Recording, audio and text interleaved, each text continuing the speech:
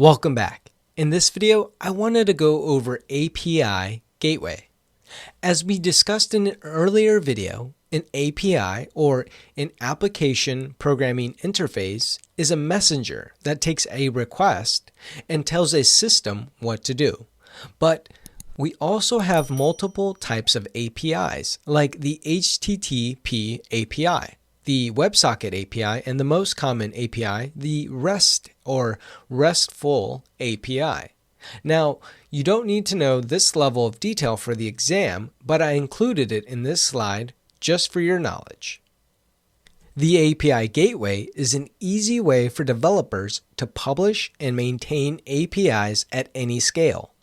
API Gateway supports API throttling, API keys, monitoring, security, and many other advantages. It's a fully serverless and scalable service that AWS offers to help build them. It takes care of all heavy lifting in securely and reliably running an API service. A lot of companies rely on developing and offering their API services to users and other applications. Like the example we have here, where we have a user and an application that needs to interact with these DynamoDB databases.